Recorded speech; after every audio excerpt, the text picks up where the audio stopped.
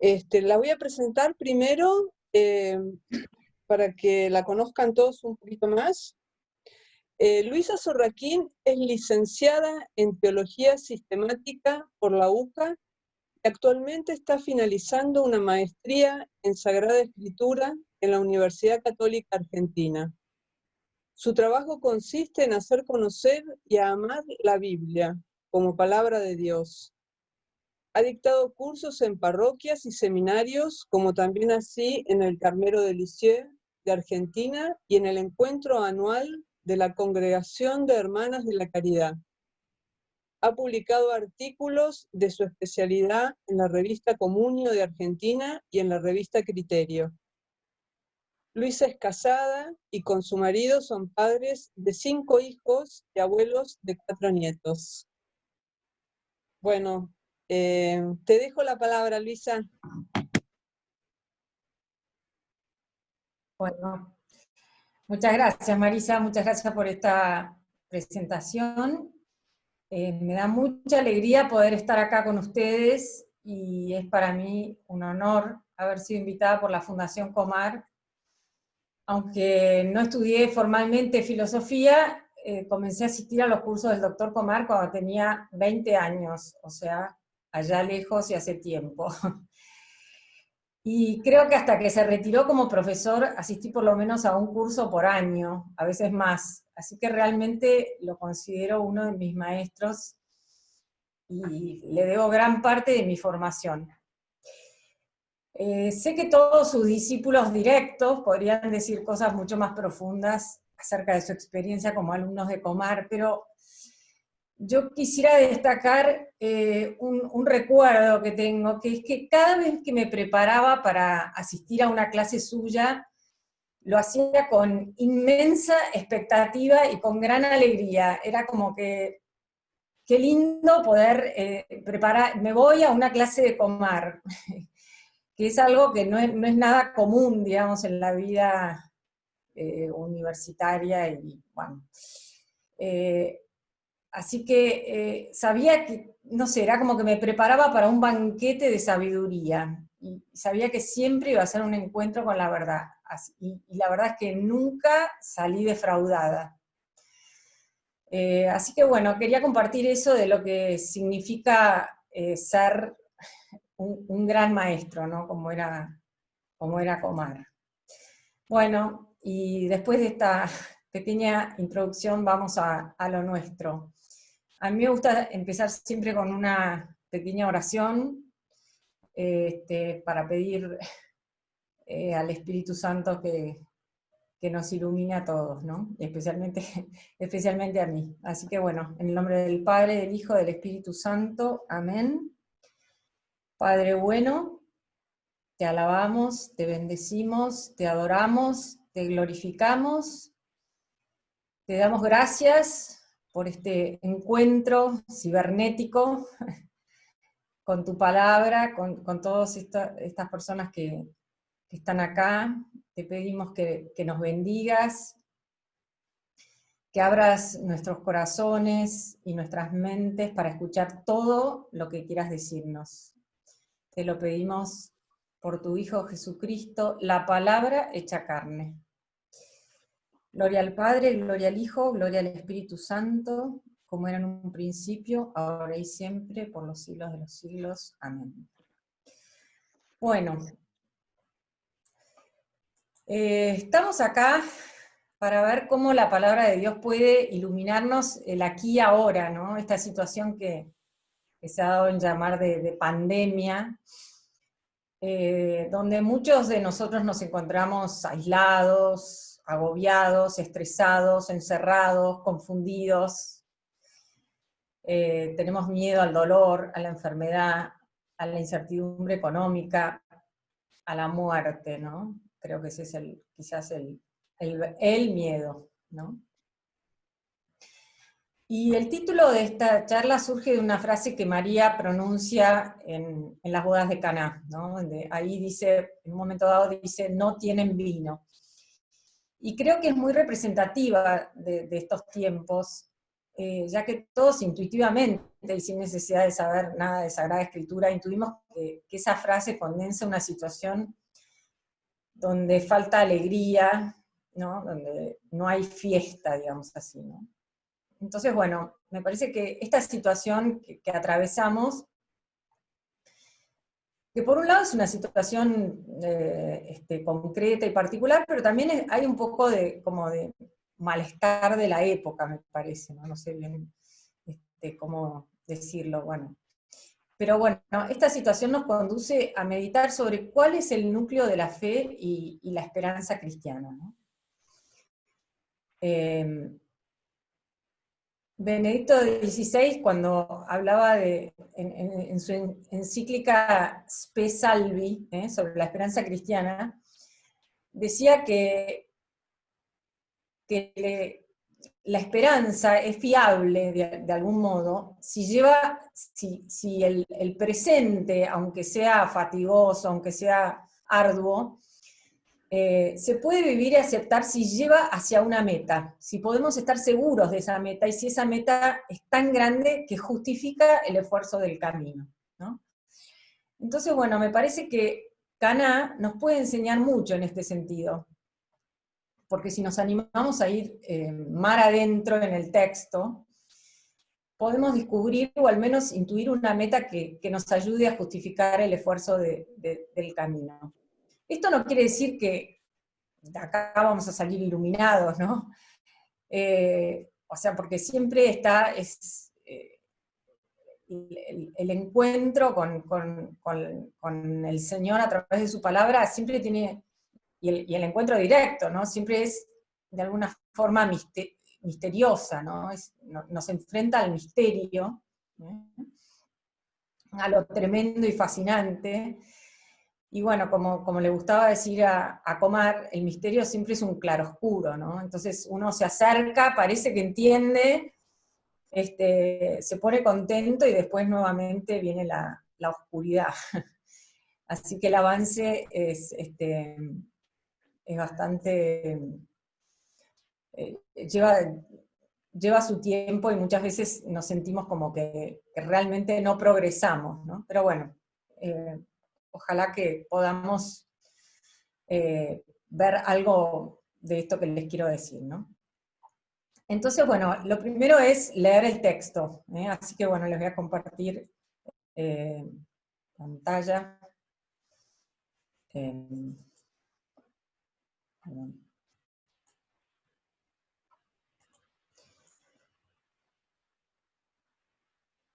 Bueno, vamos a leer del Evangelio según San Juan, los versículos del capítulo 2, versículos 1 al 11. Lo vamos a leer en la versión de la Biblia del Pueblo de Dios. Ustedes saben que todas las Biblias que tenemos son traducciones, ¿no?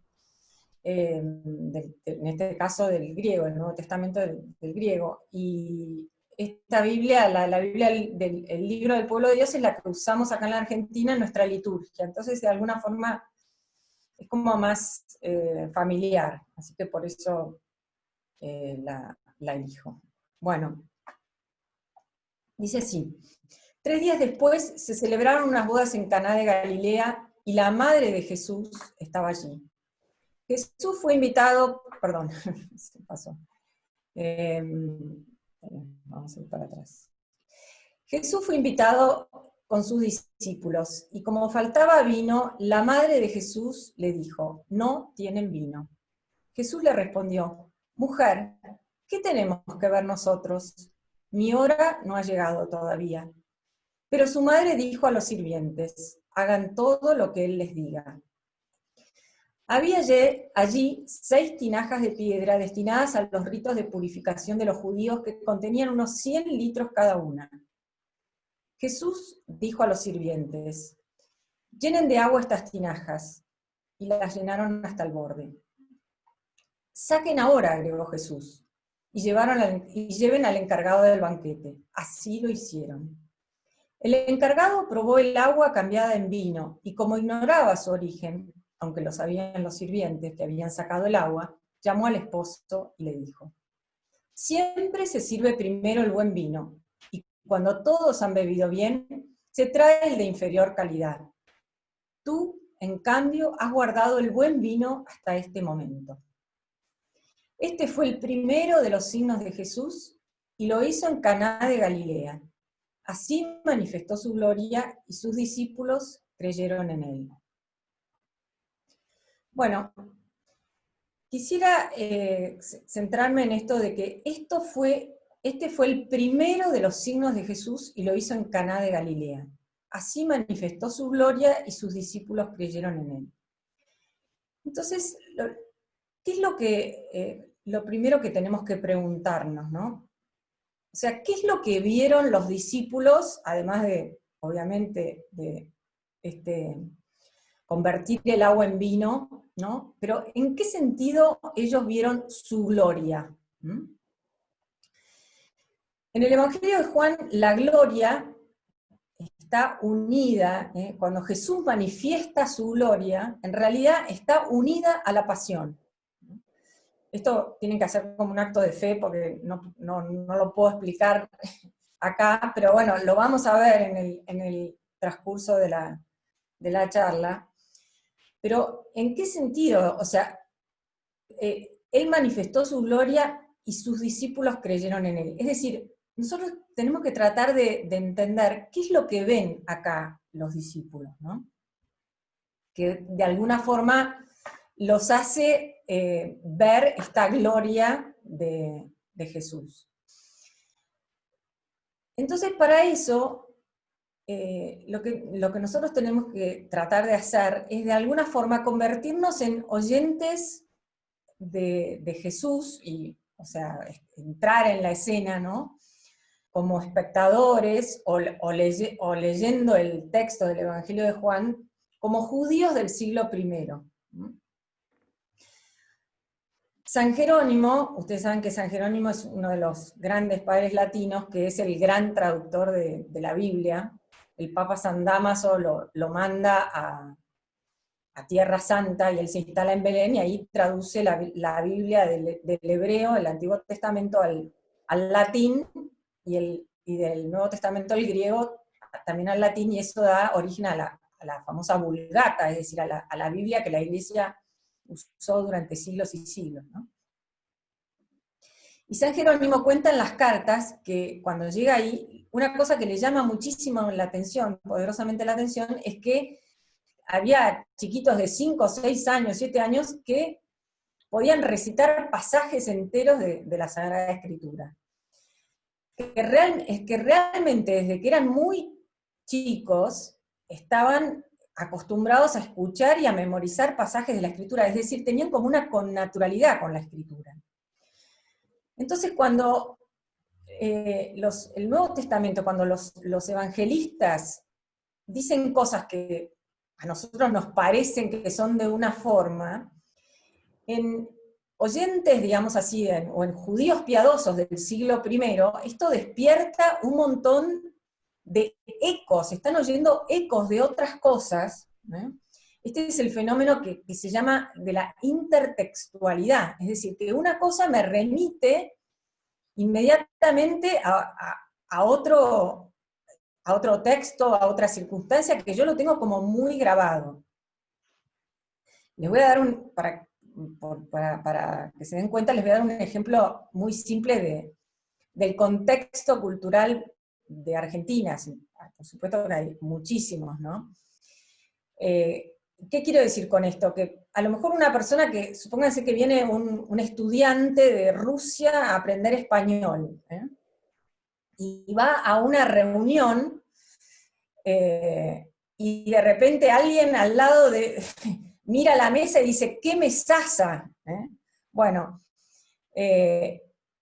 las personas o sea, en la Argentina muy popular, tremendamente popular, es Mirta Legrand, y ella cada vez que hay un almuerzo dice, ¡qué mesaza! Entonces todos los que están ahí, que participan de este contexto cultural, inmediatamente, o sea, cuando oyen qué mesaza, se acuerdan, digamos así, de Mirta, ¿no? Entonces, pero el estudiante ruso, que por más que sepa español, no capta eso porque no ha participado de esto, ¿no? Sí, otro ejemplo de nuestra vida política, ¿no? Si de repente nuestro presidente dijera, la casa está en orden, felices Pascuas, bueno, inmediatamente todos nos trasladamos a Alfonsín, ¿no? Bueno, cuando el famoso levantamiento. Es decir, lo mismo, los hermanos se han unidos, porque esta es la ley primera. Bueno, nosotros los argentinos inmediatamente pensamos en el Martín Fierro, pero alguien que vino a estudiar, que nunca leyó el Martín Fierro, o inclusive, bueno, nos está pasando a las personas que por ahí enseñamos que nuestros alumnos no comparten nuestro universo cultural, y nosotros tampoco compartimos los de ellos, ¿no? Pero bueno, este es el fenómeno de la intertextualidad, ¿no? Entonces, ¿qué es lo que los discípulos, qué ecos de la escritura ellos perciben que los hace captar esto de esta gloria? Entonces, para tratar de ponernos estos anteojos, o estos audífonos de judíos del siglo I, nos vamos a concentrar en algunas de las palabras del texto, ¿no? Y yo elegí 6, se las voy a poner acá, que son signo, boda, mujer, vino, hora y madre. Signo, boda, mujer, vino, hora y madre. Ahora vamos a hacer una pausa en la compartida de pantalla.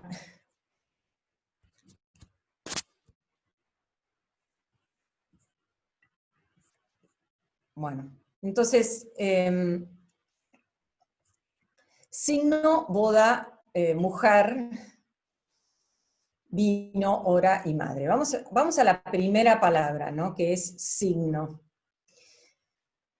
¿Se acuerdan que ahí el evangelista dice que este fue el primero de los signos que hizo Jesús, y lo hizo en Caná de Galilea?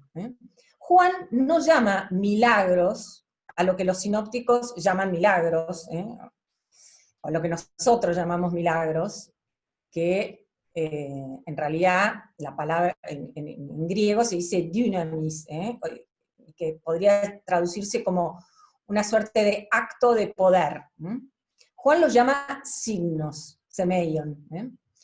El signo, ¿cuál es la característica del signo? Que el signo siempre apunta a otra cosa. Por ejemplo, el ejemplo quizás más simple es, el humo es el signo del fuego. Cuando nosotros vamos por un lugar, hace poco, cuando todavía se podía circular por la Argentina, veníamos con mi marido desde Entre Ríos y estábamos por cruzar el puente de Zárate Brazo Largo hacia Buenos Aires, y de repente se llenó de humo, ¿no? El cielo apareció negro. Entonces, ¿qué dijimos inmediatamente? Hay un incendio, ¿no? Porque el humo es el signo del fuego, o sea, uno ve el humo y sabe que tiene que haber fuego. Y quizás con más precisión podemos decir que el signo es una realidad visible de algo que en ese momento no vemos, es una realidad que podemos ver, oler, tocar, sentir, de algo que no podemos ni ver, ni oler, ni tocar, ni sentir. En la Biblia, el signo, la palabra signo es una palabra muy usada signo no solamente es el signo de una realidad visible, sino que es signo de una realidad visible de algo sagrado, podríamos decir, de algo conectado con la divinidad que no vemos. Por ejemplo, cuando Dios hace una alianza con Noé, después que el arca llega al monte Ararat, y se abre la puerta, y Dios y Noé celebran una alianza. ¿Qué le dice Dios a Noé? El arco iris, el arco en el cielo, va a ser el signo de esta alianza. Cada vez que veas el arco en el cielo, vas a recordar la alianza. Y la palabra que usa es signo, ¿eh? En hebreo se dice ot. Después, otro ejemplo, por ejemplo, todo cuando estamos en la primera Pascua, y se acuerdan que Dios manda a los israelitas a pintar los dinteles de su puerta con la sangre del cordero. Entonces, ¿y qué le dice? Este va a ser el signo, es decir, la sangre del cordero va a ser el signo para que cuando pase el ángel exterminador no mate a los israelitas, o sea, pase de largo y los israelitas se salven. Y esto, bueno, acá hay algo muy profundo, porque los israelitas se salvan refugiados bajo la sangre del cordero. Y esto nos lleva como a otro principio bíblico que me gustaría que tengamos presente en esta charla, que es lo que decía San Agustín, que decía que en el Antiguo Testamento está escondido el Nuevo, y en el Nuevo se hace patente el Antiguo. Eso era lo que decía San Agustín. Entonces, en esto de la sangre del Cordero, refugiados bajo la sangre del Cordero, de alguna forma esto está latente, el cumplimiento verdaderamente de esto que va a ser en la cruz, porque nosotros nos salvamos bajo la sangre del Cordero, verdaderamente nos salvamos bajo la sangre del Cordero. Bueno, pero me estoy adelantando.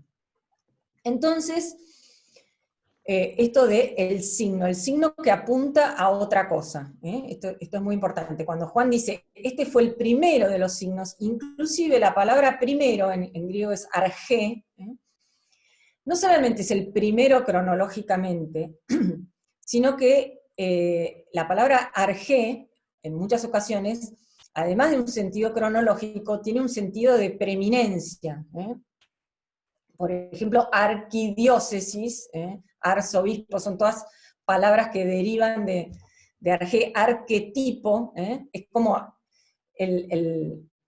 no es que es el primero de esos tipos, sino que es el fundamento. O sea, tiene una preeminencia no solamente cronológica, sino de importancia.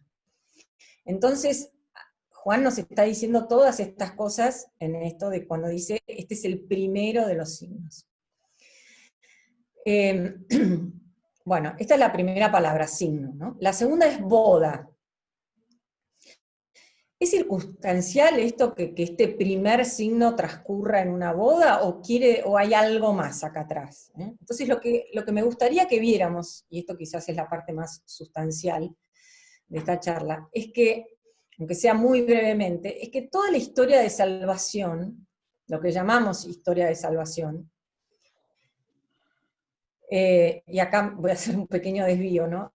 Historia de salvación llamamos, o sea, nosotros decimos que la Biblia nos cuenta la historia de salvación. ¿En qué sentido? O sea, vieron que la Biblia es una biblioteca, porque son un montón de libros.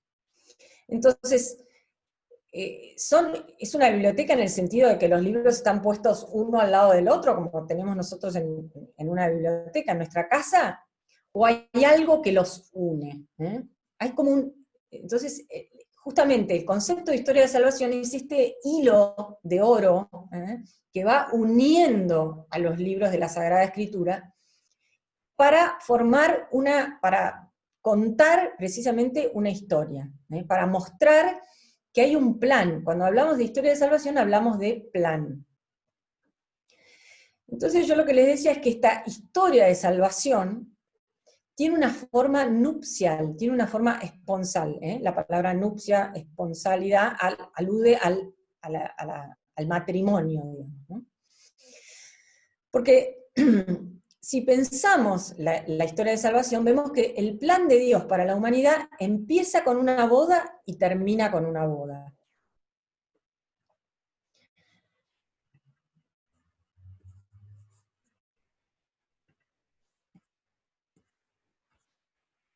¿en qué sentido digo esto, no?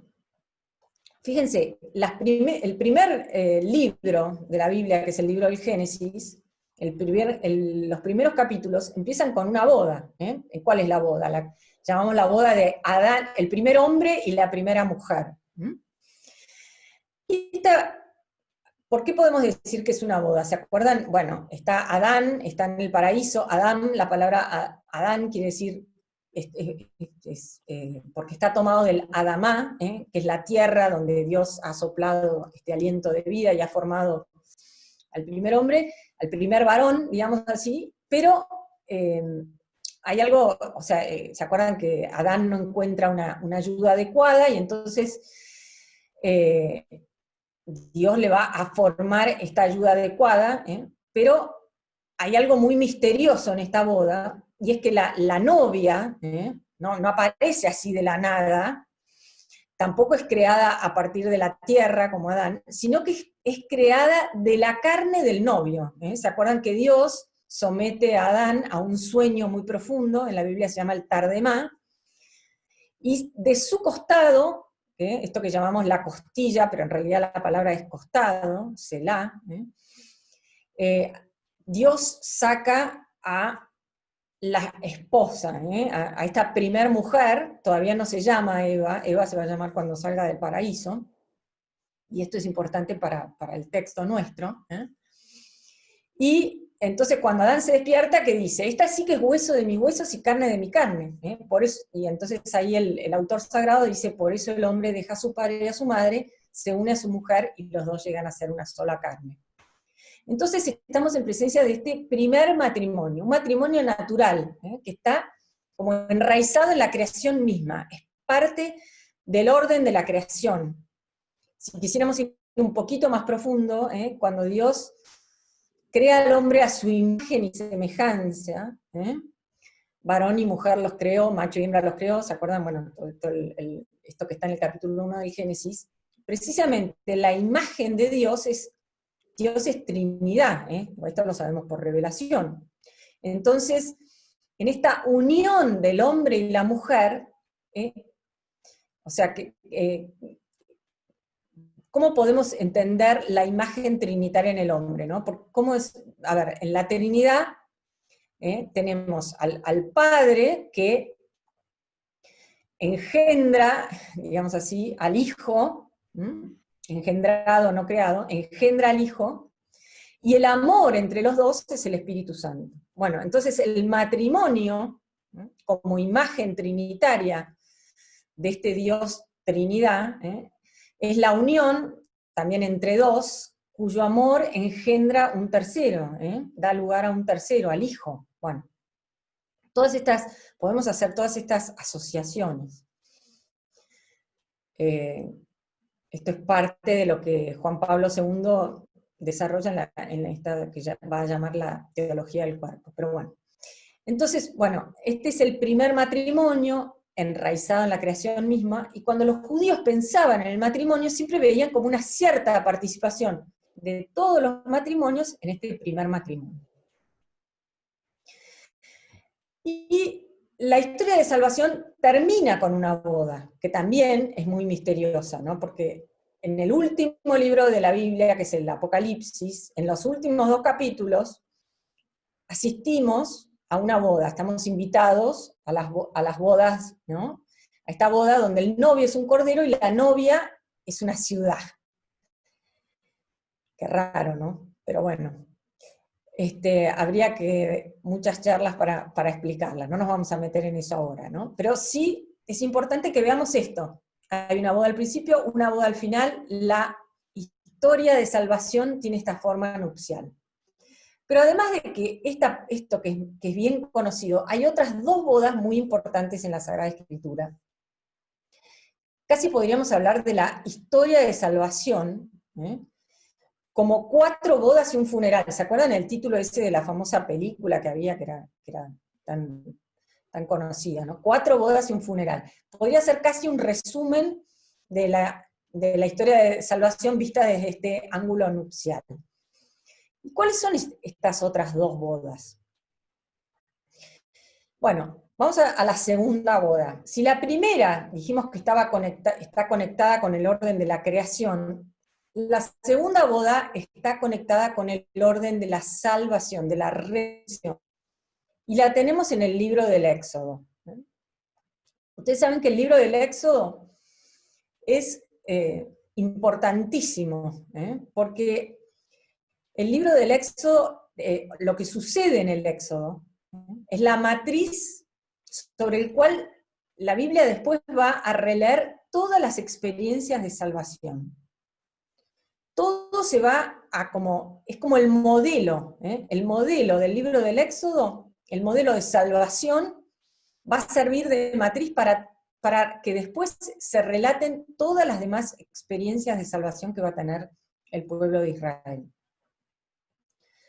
Ahora bien, ustedes me podrán decir, bueno, está bien, el libro del Éxodo es muy importante, la matriz de toda la historia de salvación, todo lo que quieras, pero ¿a dónde hay una boda en el libro del Éxodo? ¿No? Porque cuando pensamos en el libro del Éxodo, ¿qué pensamos? El pueblo esclavo en Egipto, Moisés, Dios lo llama, lo manda a hablar con el faraón, las plagas, la Pascua, el cruce del Mar Rojo, el desierto del Sinaí, las tablas de la ley, la alianza, el banquete posterior, después la construcción del tabernáculo. ¿Dónde hay una boda? No parece que hay una boda ahí, ¿no? Pero si viajamos por la Sagrada Escritura y llegamos a los libros proféticos, vamos a ver cómo en los libros proféticos, cuando ellos releen la historia del Éxodo, o sea, cuando vuelven a miran la mirada para atrás y vuelven a pensar su historia, ellos la ven como una historia de amor entre Yahvé e Israel. Yahvé es como el esposo divino, y Israel es la novia. Créanme que si ustedes ven la Sagrada Escritura, o sea, van a los libros proféticos con la intención de buscar estas imágenes, van a ver que está plagado, está lleno de estas imágenes, una tras otra. Evidentemente acá solamente podemos ver unas pocas, ¿no? Y yo elegí como una muy clara, ahora de vuelta vamos a ver algunos textos, una de Ezequiel, del profeta Ezequiel.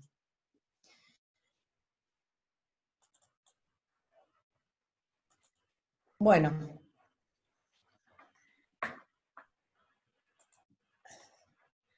dice así, esto está tomado del capítulo 16 de Ezequiel. Y Ezequiel está mirando, está releyendo, digamos, el libro del Éxodo, el núcleo central de la historia de salvación de Israel. ¿Y qué es lo que ve? Está relatando cómo ve Dios a Israel. Al principio la ve como un niño, y después se apiada de Israel, y entonces le dice,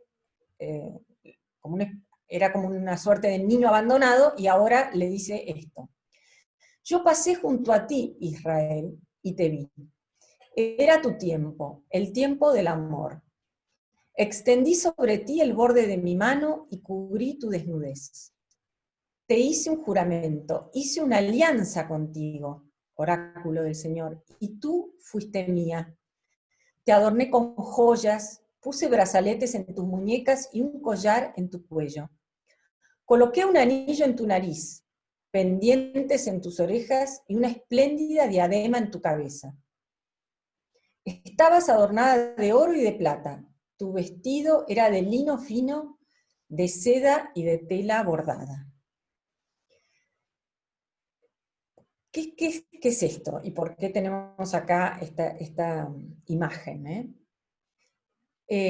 Fíjense que lo que está describiendo el texto de Ezequiel, de alguna forma casi misteriosa, se corresponde con esta imagen, que por supuesto que la encontré en internet. Pero fíjense, ¿no? Casi responde exactamente a la descripción que hace Ezequiel de Israel.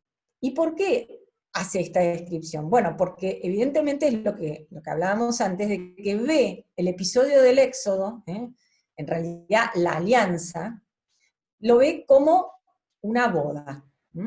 Fíjense que todo el lenguaje que está usando es el lenguaje del amor. Dice, pasé y te vi, me fijé en vos, era tu tiempo, tiempo del amor. Te hice un juramento, hice una alianza contigo. Y acá me voy a detener un poquito, o sea, me voy a desviar un poquito, porque esto es crucial entender. Yo les decía que la forma, que la historia de salvación tiene una forma nupcial. ¿Por qué tiene esta forma? La clave está en esto de la alianza. Ustedes saben que la historia de salvación puede ser vista, además de con esta forma nupcial, como una sucesión de alianzas. Dios busca hacer alianza con el hombre. De hecho, vieron que el Nuevo Testamento lo llamamos el libro de la Nueva Alianza, y el Antiguo, la Antigua Alianza. ¿Qué es una alianza? Porque nosotros generalmente pensamos que la alianza es como un pacto. Yo hago, es casi como una especie de contrato. Pero alianza y contrato son dos cosas diferentes, a pesar de que una alianza puede llegar a contener algún contrato. En un contrato, supóngase que yo quiero vender mi casa, entonces voy a una inmobiliaria, bueno, la pongo en venta, o viene alguien que me la quiere comprar, y me dice, voy a pagar tanto y usted me va a dar el título de propiedad. O sea, lo que intercambiamos son cosas. O hago un contrato soy abogado y hago un contrato para vender mis servicios. Bienes o servicios son el objeto de los contratos. Es un intercambio, o sea, yo te doy dinero y vos me das tu casa, o me das tu servicio de abogado, ¿entienden? Lo que se intercambian son bienes o servicios. En el caso de las alianzas, lo que se intercambian son personas. La fórmula de la alianza siempre es, yo soy tuyo, vos sos mío. Van a ver que Dios siempre usa esto. Israel es mi pueblo y yo soy su Dios. Vos sos tuyo, vos sos mío y yo soy tuyo. Esa es la fórmula de la alianza. ¿Y cómo se realizan las alianzas? Se realizan a través de un juramento. O un juramento o un rito. El rito implica un juramento. Fíjense que nosotros hasta el día de hoy tenemos dos instituciones que responden a esto, que son el matrimonio y la adopción. En el matrimonio nosotros nos hacemos, dos personas que no son parientes, estoy hablando del matrimonio religioso en este caso, ¿no? Van a la iglesia y se hacen un juramento tomando a Dios por testigo. Cuando salen son parientes. Y esta es la clave de la alianza, porque una vez que yo hago una alianza, ¿qué es lo que sucede? La alianza me convierte en pariente. O sea, si ustedes quieren, la definición de alianza es la extensión de los lazos de parentesco a través de un juramento. A través de una alianza yo me convierto en pariente de alguien. En la adopción es lo mismo. Un chico que no es mi hijo, no es mi pariente, ahora, bueno, hay todo un tema legal, pero imagínense, en la antigüedad, se iba ante el jefe de la tribu y había un chiquito que había quedado sin padres, y alguien decía, me voy a hacer cargo, y ahora pasa a ser mi hijo. A través de yo juro que me voy a hacer cargo. Y esta es inquebrantable. Una vez que yo hago alianza, esa alianza no se rompe. Esta es la diferencia con el contrato, que lo podemos romper o no. Entonces, esta era una institución, la alianza era una institución muy común en el antiguo Próximo Oriente, en la época del Antiguo Testamento. Entonces Dios se sirve de esta institución, por la cual se relacionaban familias, personas, familias, tribus, naciones, imperios, a través que establecen lazos familiares. La categoría filosófica de alianza, se corresponde a la idea de relación. La categoría filosófica que va con la categoría teológica de alianza es la de relación. Dios establece una relación. ¿Qué tipo de relación? Una relación de familia. Y esto va a dar lugar en el Antiguo Testamento a dos metáforas. La metáfora de la paternidad, Dios es como un padre para Israel.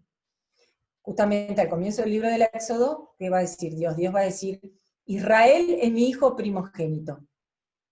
Como una suerte de colectivo. El Israel colectivamente es el hijo primogénito de Dios. Y después toda esta serie de metáforas de la esponsalidad. Cuando llegue el Nuevo Testamento vamos a ver que esto pasa de metáfora a realidad. Bueno, acá si quieren tenemos como un resumen de lo que les estaba diciendo. La alianza, en hebreo se dice berit, en griego se dice diatheke, es la extensión de los lazos de parentesco mediante un juramento. Ahora bien, si Dios ve esta relación con Israel como una boda, si los profetas la pintan así como una boda, hablando, oráculo del Señor, o sea, hablando en nombre de Dios, apenas Israel celebra la alianza en el Sinaí, en la cual establece exclusividad con Dios, porque no adorarás a ningún otro Dios que a mí, eso es el primer mandamiento. El matrimonio es, por definición, una exclusividad, el esposo y la esposa, y no hay terceros. Israel rápidamente, inmediatamente en el libro del Éxodo, va a caer en lo que podríamos llamar un adulterio espiritual, que lo tenemos en el episodio del becerro de oro. El famoso becerro de oro, ¿se acuerdan? Que es, o sea, Moisés se va a la montaña, Israel se queda solo y dice, bueno, hagámonos un Dios, y entonces, bueno, todo el mundo colabora con los pendientes, con los anillos, sobre aros, etcétera, y se hacen este famoso becerro de oro al que comienzan a adorar. Y entonces, nuevamente, cuando los profetas lean esto, ¿cómo lo van a ver? Si vieron la boda como un adulterio espiritual. Y este adulterio espiritual, en el cual Israel va a caer una y otra vez, tiene como una manifestación en los libros proféticos, se ve, o sea, ¿qué es lo que produce? Produce inmediatamente como una tristeza, este adulterio, esta infidelidad de Israel, las sumerge a todos, por las consecuencias que trae, en tristeza. Y la imagen que van a usar es la imagen de escasez. Entonces, fíjense, hay un montón nuevamente para elegir, pero bueno, justamente por el tema de las bodas de Caná, yo elegí esta, ¿no? Que es del profeta Isaías, relatando la situación en la que está Israel, ¿qué es lo que dice? El vino nuevo está de duelo, la viña desfallece, gimen los que estaban alegres, ya no se bebe vino entre canciones, se pide vino a los gritos por las calles, se ha apagado toda alegría, ha sido desterrada la alegría del país. Bueno, situación de escasez, no hay vino, se pide vino a gritos por las calles. Inmediatamente, o sea, al mismo tiempo que está esto, concomitantemente con esto, Dios comienza nuevamente una tarea de volver a seducir a su esposa. Nadie lo expresa mejor que el profeta Oseas. Miren. Hablando de Israel, ¿qué es lo que dice? Dice, yo la seduciré. Nuevamente ven la idea de la mujer. Yo la seduciré, la llevaré al desierto y le hablaré a su corazón. Desde allí le daré sus viñedos, o casualidad, y haré del valle de Acor una puerta de esperanza. Allí ella responderá como en los días de su juventud, como el día en que subía del país de Egipto. aquel día, oráculo del Señor, tú me llamarás mi esposo. ¿Ven? Nuevamente expresa la relación de Dios con Israel en categorías nupciales, mi esposo. Bueno, y finalmente, esto es como podríamos hablar, casi decir como la culminación, esta promesa de una nueva alianza que va a hacer Dios con su pueblo. Esto es del profeta Jeremías. Llegarán los días, oráculo del Señor, en que estableceré una nueva alianza con la casa de Israel y de Judá. No será como la alianza que establecí con sus padres el día en que los tomé de la mano para hacerlos salir del país de Egipto. Mi alianza que ellos rompieron, aunque yo era su esposo. ¿Ven cómo está expresada esta relación? Esta es la alianza que estableceré. Pondré mi ley dentro de ellos, la escribiré en su corazón, esto es muy importante. Yo seré su Dios y ellos serán mi pueblo. Fórmula de la alianza. Yo soy su Dios, ustedes mi pueblo. Y ya no tendrán que enseñarse mutuamente diciéndose el uno al otro, conozcan al Señor. Porque yo habré perdonado su iniquidad y no me acordaré más de su pecado. Entonces, en esta nueva alianza, ¿qué va a suceder? Todos van a conocer al Señor y el Señor se va a olvidar del pecado. Bueno, no los quiero cansar mucho, pero así como la escasez era el símbolo de la infidelidad, el símbolo, o el signo, perdón, de esta nueva alianza, es lo que se llama el banquete mesiánico. Cuando el Señor celebre esta nueva alianza, la va a hacer a través de este enviado, de este Mesías, de este ungido. ¿Y qué es lo que dice? Así como había escasez, ahora va a haber abundancia. Fíjense, sobre esta montaña el Señor de los ejércitos ofrecerá a todos un banquete de manjares suculentos, un banquete de vinos añejados, manjares suculentos, medulosos, vinos añejados, decantados. ¿Y esta imagen a qué responde? A que destruirá la muerte para siempre. ¿Ven? Hay como un signo visible de una realidad invisible. ¿Cuál es esa realidad invisible? Destruirá la muerte para siempre, enjugará las lágrimas de los rostros, borrará sobre toda la tierra el oprobio de su pueblo, porque lo ha dicho él, el Señor. Bueno, con esto dejamos el tema de la boda, creo que queda bastante claro, digamos así, la forma nupcial, esponsal, y con todo este equipaje a cuestas, con todo lo que estos lentes, estos audífonos, estos ecos, llegamos a Caná, ¿no? Entonces, en Caná estamos en una boda. ¿Será esta la nueva alianza? Bueno, en realidad acá tenemos que acordarnos que es un signo. O sea, esta boda es signo, Juan dice que es un signo, entonces en realidad tendría que apuntar a otra cosa. Pero tenemos como varias cosas que nos tienen que empezar a hacer como un clic. Tenemos una boda, tenemos vino abundante, pero ¿dónde están la novia y el novio? ¿Son acaso estos ignotos, pobrecitos esposos de Caná, que su nombre no aparece nunca? ¿Vieron? O sea, nunca aparece el nombre del esposo y la esposa. Los únicos nombres que aparecen son de Jesús y su madre, son como los dos protagonistas. El evangelista, o sea, no, entonces, ¿a dónde podemos encontrar al novio? El evangelista nos da una pista cuando nos refiere que el encargado de la boda, que va a ver al novio, al verdadero novio, digamos, o al verdadero no, al pobre hombre que se había quedado sin vino, ¿y qué es lo que le dice? Siempre se sirve primero el buen vino y cuando todos han bebido bien, se trae el de inferior calidad. Tú, en cambio, has guardado el buen vino hasta este momento. Entonces, ¿cuál era la tarea del novio en la boda? Proveer el vino. Entonces, lo que vemos acá es que Jesús ha tomado el lugar del novio, porque es el que provee provee el vino. Entonces, el evangelista nos da a entender acá que Jesús es el novio. Pero además del novio, es decir, acá Jesús empieza a revelar su identidad.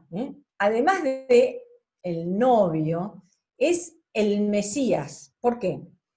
Porque no solamente provee el vino, sino que lo provee con increíble abundancia.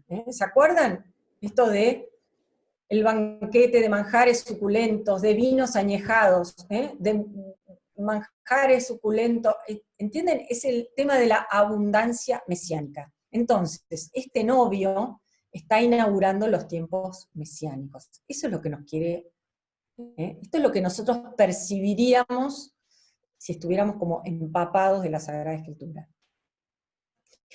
Ahora, hay algo evidente de lo que Jesús carece para poder ser el novio en la boda. ¿Y qué es esto? Jesús carece de una novia, porque Jesús es un judío célibe, como bien lo muestran todos los evangelios, los 4 evangelios. Entonces, ¿dónde está la novia? Ahora vamos a ver, con todo lo que aprendimos, el diálogo entre Jesús y su madre. ¿Se acuerdan cómo era el diálogo? El diálogo es muy extraño. Nosotros estamos tan acostumbrados a escuchar este evangelio, muchas veces en los casamientos se lee esta lectura, que como tendemos a pasar por alto esta aspereza del diálogo, ¿no? Le dice, no tienen vino, y Jesús que le dice, bueno, mamá, perdóname, a ver, ¿qué te parece que puedo hacer? No, le dice, mujer, ¿qué tenemos que ver nosotros? En griego es durísimo, tie moi kai soy, o sea, ¿qué hay entre vos y yo acá? ¿Qué tenemos que ver nosotros acá? Mi hora no ha llegado todavía. Pero su madre dice a los sirvientes, hagan todo lo que él les diga. Entonces, ¿cómo tenemos que ver acá a María en este instante? Acá María está representando a Israel, a esa, acuérdense de esa hermosísima muchacha que vimos, de que había descrito Ezequiel. Pero, ¿qué sucedió con Israel? El Israel que, a causa de su infidelidad, ha provocado esta situación de tristeza. Entonces, cuando María dice, no tienen vino, está recordando esta situación del pueblo con Dios, esta situación de escasez. ¿Se acuerdan de el vino? Se pide vino a los gritos por las calles, se ha pagado toda la alegría. Bueno, eso es lo que está diciendo María. Entonces, en este diálogo, que vuelvo a decir, es muy extraño, María representa de algún modo a Israel. Entonces, cuando el esposo le dice, ¿qué tengo yo contigo, mujer? Es como que le está recordando, ¿cuál es nuestra historia? ¿Qué historia tenemos nosotros? Entonces acá María produce como un giro de 180 grados, y podemos decir que realmente inaugura la nueva alianza. ¿Qué dice? ¿Qué es lo que dice María? ¿Se queda en esto de qué tenemos que ver vos y yo acá? No. ¿Qué le dice a los servidores? Hagan todo lo que él les diga. Entonces, así como María de algún modo es Israel, María es acá nuevamente la mujer de la primera boda. ¿Pero en qué sentido? Vieron que a María se la llama la nueva Eva. Y ¿se acuerdan que yo les dije que en los primeros capítulos del Génesis, Eva no se llama Eva, solamente se la llama mujer, en hebreo se dice Isha, en griego Unai, que es el mismo término que va a usar Juan, Guné, mujer. Entonces, así como la primer mujer, a través de su desobediencia, nos introduce en un estado de dolor, de muerte, de angustia, María, que ahora es la mujer por excelencia, nos muestra el camino para entrar en la nueva alianza, en esta nueva boda entre Dios y su pueblo, que ahora no es solamente de las 12 tribus de Israel, sino que somos todos los bautizados. ¿Cómo participamos de esta nueva alianza? Fíjense, la primera cosa es obedeciendo. Fíjense cómo sigue la acción. ¿Qué es lo que sucede? Los servidores obedecen, llenan las tinajas de agua. Estas tinajas simbolizan la ley antigua. ¿Se acuerdan que las tablas de la ley se entregan en tablas de piedra? Cuando los servidores obedecen, las llenan de agua. A partir de ese momento, dejan de ser, y se acuerdan que el evangelista nos dice que eran para la purificación, ¿eh? ¿Qué era eso? Antes de poder ir al templo, antes de poder realizar acciones cultuales, los judíos se purificaban dándose como baños rituales. Pero esto era una realidad externa, ¿eh? Se limpiaban, y obviamente querían que fuera algo más profundo, pero evidentemente era solo una realidad exterior. ¿Eh? Entonces, a partir de ahora, ¿qué es lo que sucede? Están llenas de vino. Entonces, ¿qué es lo que está simbolizando acá? Cuando la Sagrada Escritura anuncia la nueva alianza, afirma, ¿se acuerdan esto de que va a inscribir la ley en el corazón? Y esto es muy importante, porque no hay ninguna transformación que no pase por el corazón. En la Sagrada Escritura, el corazón es el centro de la vida afectiva, el centro de la personalidad. Entonces, si nosotros tenemos que cambiar algo, es el corazón. Fíjense que la ley tiene que ser amada, tiene que ser internalizada. Es como reza el Salmo 119, ¿no? El gran salmo sobre la ley de Dios, ¿no? Dice, felices los que cumplen sus prescripciones y lo buscan de todo corazón. El cumplimiento de la ley trae felicidad, sí y solo sí, es entendida no como algo externo, no como algo que se me impone, sino como una suerte de grito interior, grito de mi propia naturaleza. Bueno, todo esto está en el signo este del vino, de la transformación. La purificación ritual era una obra humana, era simplemente agua que limpiaba el cuerpo, ¿no? Acá ha habido una transformación radical, simbolizada por el vino. Cuando nosotros entramos en esta nueva alianza, Dios comienza en nosotros esa transformación. El esfuerzo, pero acá es importante entender esto, el esfuerzo humano no basta. No es que nosotros porque queremos nos transformamos. El don de Dios, que vamos a ver que se hace a través de una entrega, se une a los esfuerzos del hombre. ¿Vieron cómo lo que decía esta canción antigua que se rezaba en el ofertorio, que hablaba de que el agua es figura de nuestra humanidad? Bueno, en el momento de la Eucaristía, ¿no? Cuando el sacerdote pone el vino, le agrega una gotita de agua. Esta agua es figura de nuestra humanidad. Está como nuevamente presente Caná, en la copa de la Eucaristía. Bueno. Nos queda la palabra madre. Cuando María dice, hagan todo lo que Él les diga, acá está ejerciendo su rol de madre. Empieza a ejercer una maternidad espiritual, empieza a engendrar nuevos cristianos, y entonces María se convierte acá en ícono de la iglesia. Vieron que nosotros llamamos a la iglesia mater e magistra, madre y maestra. ¿Por qué? ¿Por qué es madre? Porque ejerce una maternidad espiritual, da a luz a nuevos cristianos, y los hace crecer. Nos queda la última palabra, que es muy importante, que es la hora, que de alguna forma va a unir a las demás. ¿Qué nos dice Jesús acerca de la hora? ¿Se acuerdan en el diálogo este tan raro? Decía, no tienen vino, ¿qué tengo yo contigo, mujer? Mi hora no ha llegado. Entonces, todos los exégetas, todos los que estudian la Biblia, coinciden en decir que la hora de Jesús, en el Evangelio de Juan y en todo el Nuevo Testamento, es la hora de la pasión de la cruz.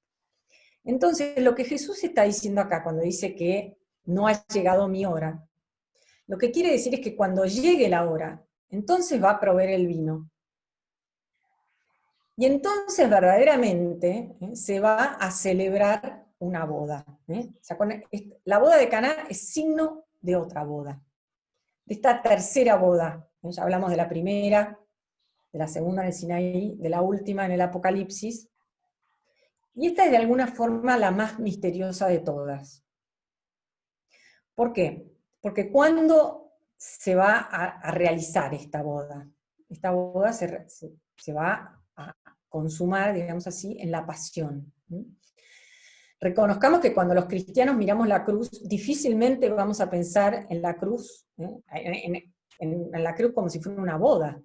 Y si fuéramos judíos del siglo I tampoco, sino que reconoceríamos en la cruz la forma terriblemente cruel que tenían los romanos de matar a los que no eran romanos. Entonces, para descubrir la boda en la cruz, tenemos que recurrir a las palabras de la última cena. Y acá voy a hacer la última compartida. Ya falta poco.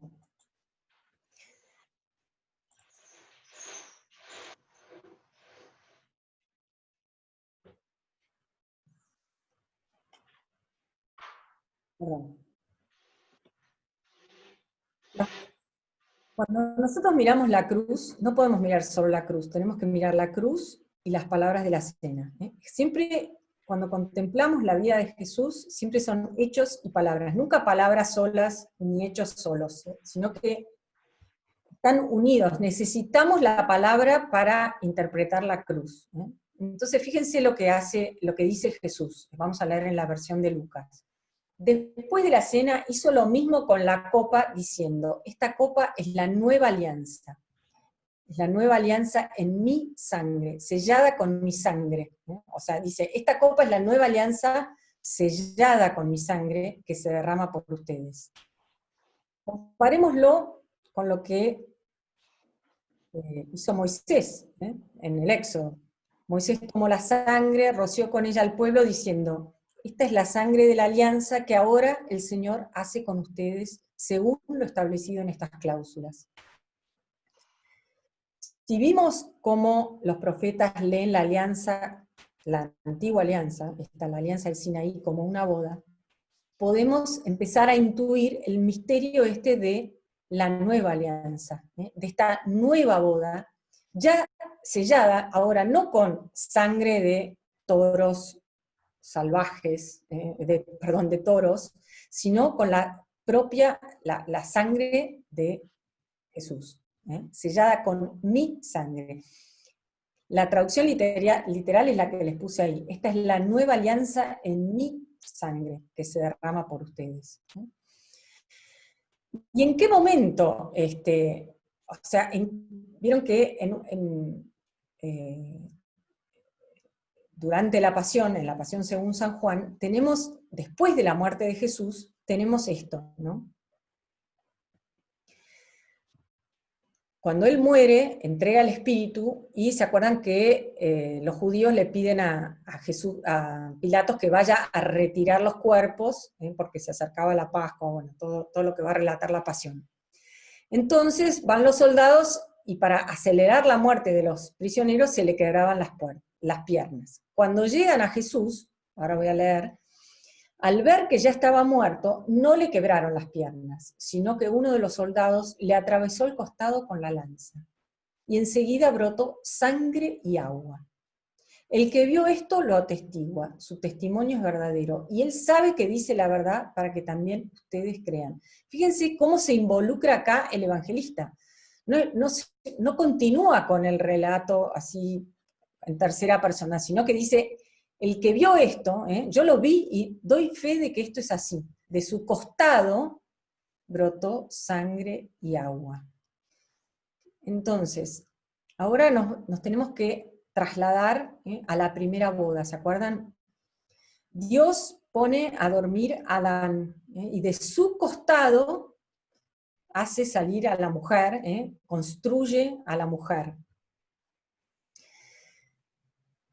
Jesús duerme el sueño de la muerte, y de su costado brota sangre y agua, que los padres de la iglesia, todos los padres de la iglesia, ven acá el signo o el símbolo de la iglesia, en sus principales sacramentos, que ¿cuáles son? El agua es el signo del bautismo y la sangre de la Eucaristía.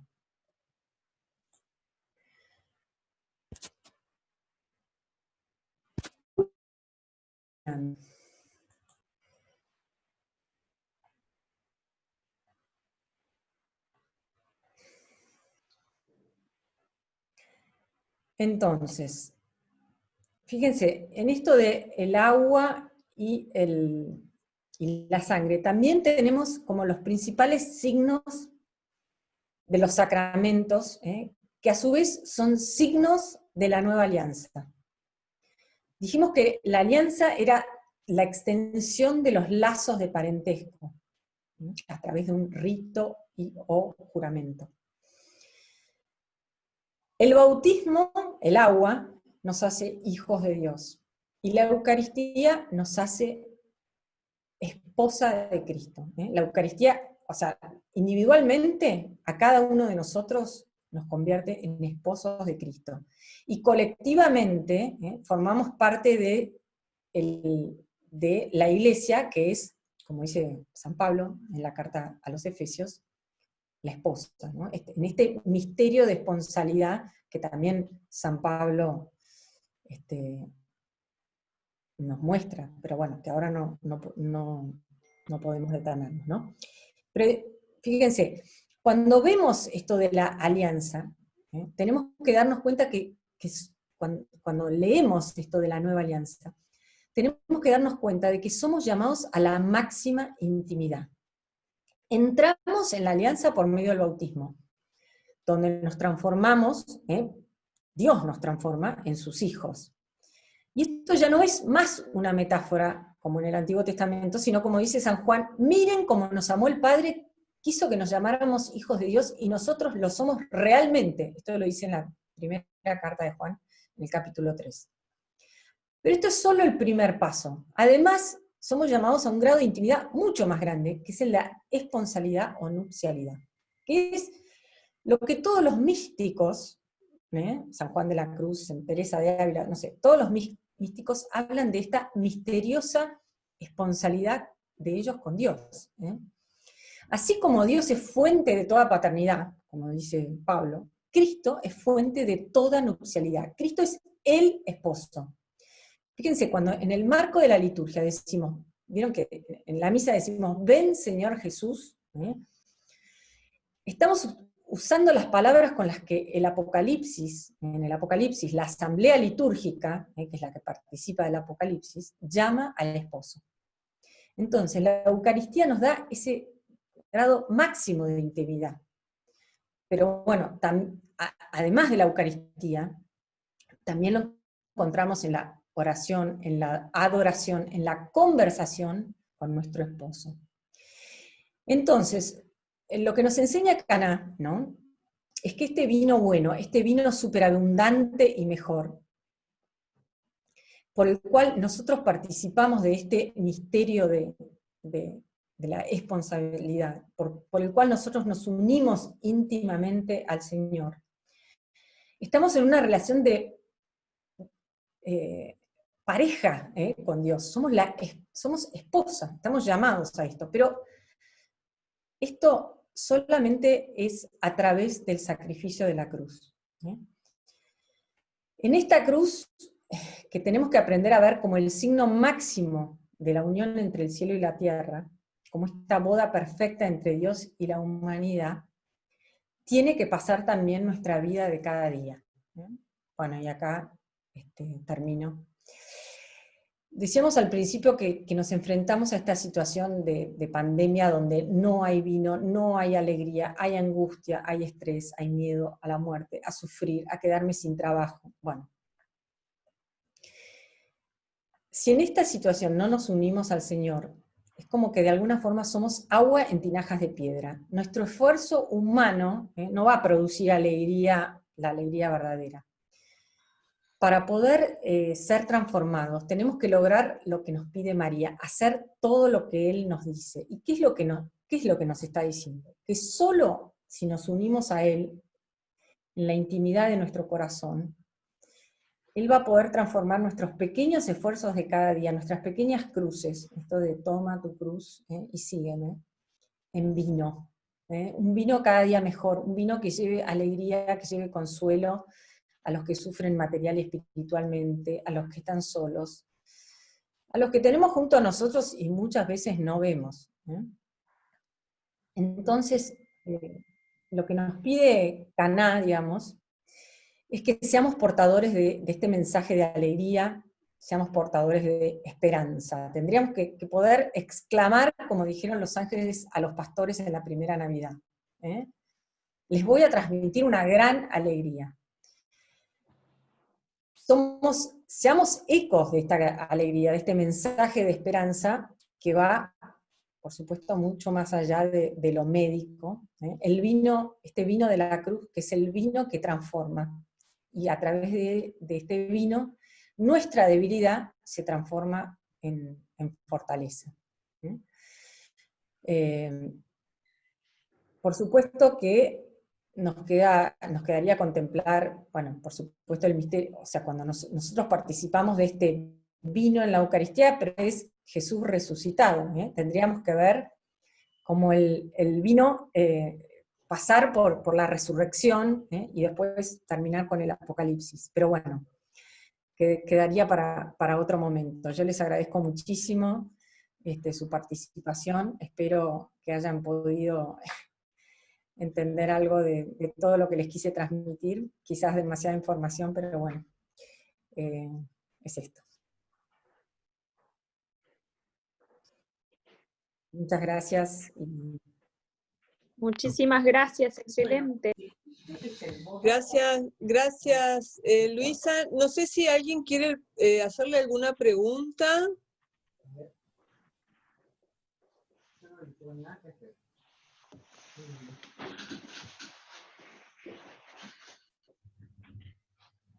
Porque no es algo que necesita explicación.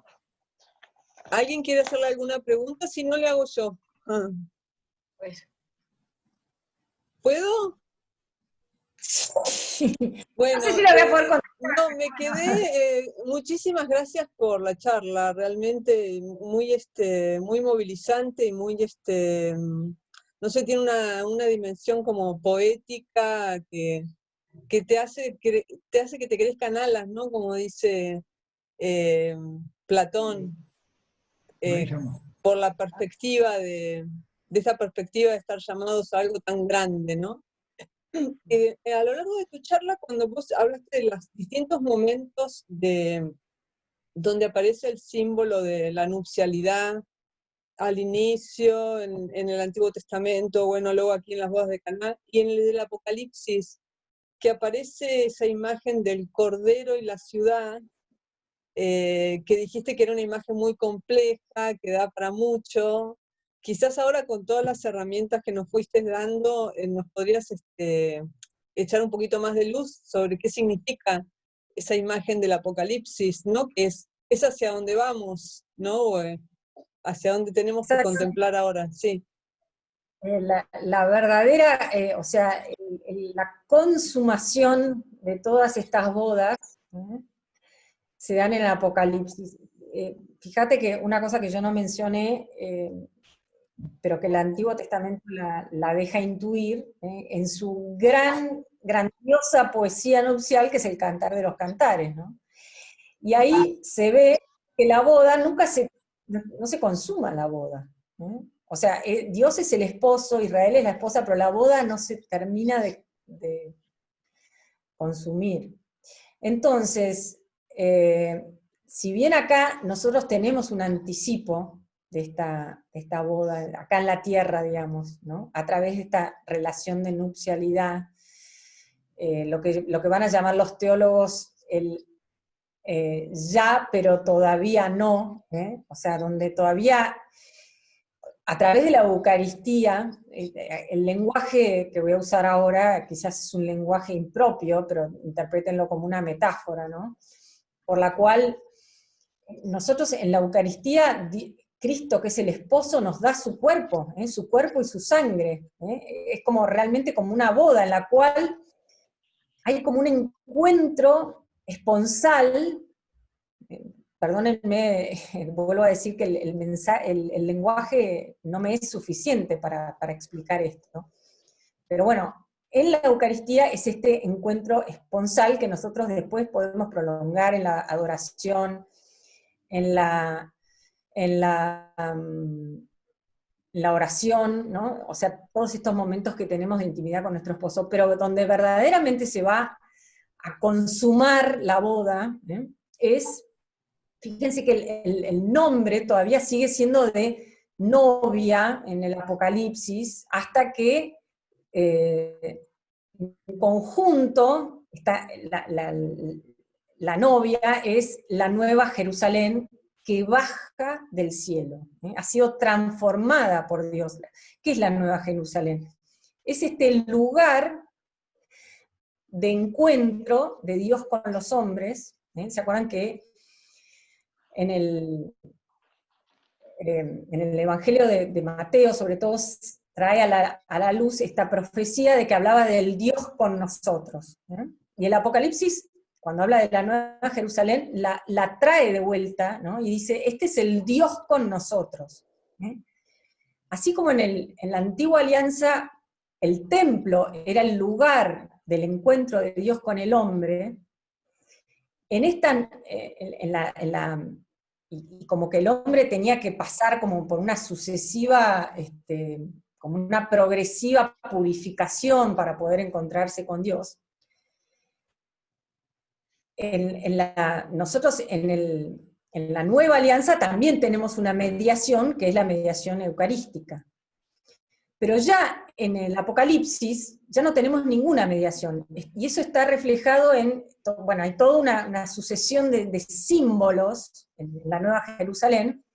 Por ejemplo, nos dice que ya no hay templo, o sea, ya no necesitamos una mediación, estamos cara a cara con nuestro esposo. Y la novia, que está ataviada también de lino, igual que la del Antiguo Testamento, el mismo ángel le explica a Juan, el vidente del Apocalipsis, que el vestido de la novia son las buenas acciones de los santos. Es decir, todos los santos que participan de la Nueva Jerusalén son los que han contribuido a hacer de ella una novia. Es decir, está nuevamente, fíjate, como Caná es como de alguna forma muy significativo, porque está la transformación que hace Dios y el esfuerzo humano, pequeño, grande, cada uno podrá ver su propio esfuerzo, ¿no? Pero Dios toma estas buenas acciones de los santos y las eleva a una relación con la cual el hombre nunca pudo soñar. Por eso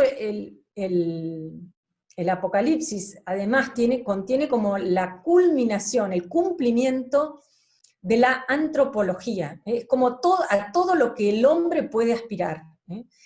¿A qué puede aspirar el hombre? Bueno, lo que hablaban los padres, ¿no? La deificación, la theopoiesis, bueno, todo lo que hablan los místicos, todo este lenguaje tan, como vos decís, tan poético, tan exquisito, que muestra una realidad. El Apocalipsis también usa estas imágenes, estos símbolos, porque ¿cómo lo puede expresar?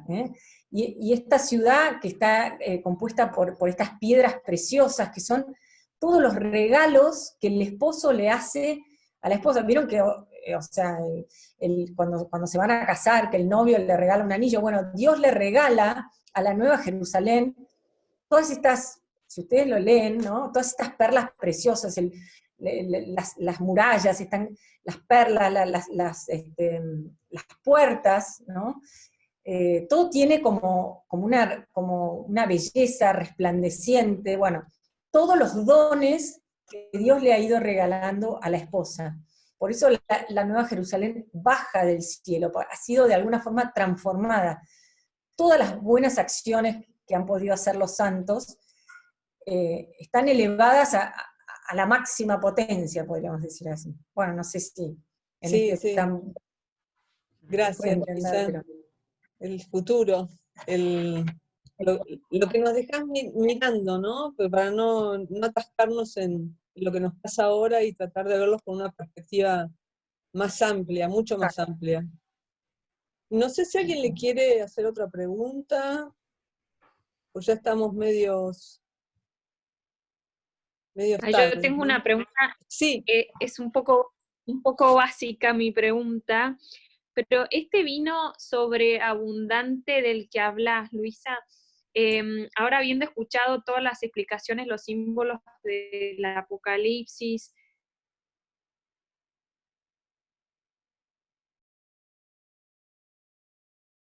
en el Apocalipsis, No, no, porque en el Apocalipsis, no, el vino, bueno, hay toda una cosa que sucede con, con el vino, no es lo mismo. No, acá tenemos, o sea, en el Apocalipsis ya no hay, el vino, o sea, el cuerpo y la sangre de Cristo en esta tierra es una mediación. En cambio, en el Apocalipsis ya el encuentro es cara a cara. O sea, el Apocalipsis cumple el anhelo de todo el mundo bíblico, porque fíjate que desde que en el paraíso Dios hablaba con Adán cara a cara. ¿Se acuerdan que cuando Adán y Eva comen del fruto, que no podían, del árbol que no les estaba permitido, Dios sale a buscarlos como que hay esta relación de intimidad, el hombre se esconde, después viene todo este diálogo con Dios, y finalmente el hombre es expulsado. El paraíso es como el lugar donde el hombre veía a Dios cara a cara. Entonces, el Apocalipsis es como la vuelta al paraíso, como para usar una palabra que usan los jóvenes, reloaded. O sea, todavía más, con esta relación de esponsalidad, que en el paraíso está insinuado, pero vos tenés en el Apocalipsis, en el capítulo 21 y 22 del Apocalipsis, está lleno de símbolos, o sea, de ecos del Génesis transformados. Y entonces, nuevamente está, esta es la, va a decir el Apocalipsis, esta es la casa de Dios con los hombres, o sea, es el lugar, ahora sí está verdaderamente, no necesitamos de mediaciones, sino que el hombre se encuentra con Dios cara a cara. Y no solamente eso, que era lo que sucedía en el paraíso, sino con una relación de pareja, de par y paso. ¿Por qué? Porque nosotros somos la esposa y Dios es el esposo. Entonces, en el matrimonio nadie está por encima del otro, ¿no? Es una relación entre iguales. Entonces, bueno, esto es muy misterioso, pero bueno, es esto que nos promete la escritura a través de este libro tan extraño que es el Apocalipsis. Tan misterioso, podría decir, que a mí me encanta. Acá bueno. Clara de Aracena pregunta si habrá otro encuentro, Luisa. Bueno, no sé. Sería lindísimo que nos dieras un curso de Sagradas Escrituras, del Nuevo Testamento, o de, no sé, o de todo, o de alguna parte, así, algo. Acá Teo dice que sí, pero bueno, podríamos pensar, ¿no?, en hacer un pantallazo de las Sagradas Escrituras, así, quizás un símbolo que recorra como este que hiciste, o no sé, o que lo que a vos te parezca que haga falta que la gente conozca, y armamos algo, si tenés ganas. Después lo conversamos, Marisa. Dale, bueno, Pero yo porque acá preguntan esto. Entre amigos. Bueno, muchísimas gracias, Luisa. Muchas gracias. Gracias a ustedes por su muchas paciencia. gracias. Placer. Lindísimo. Un placer. Lindísimo.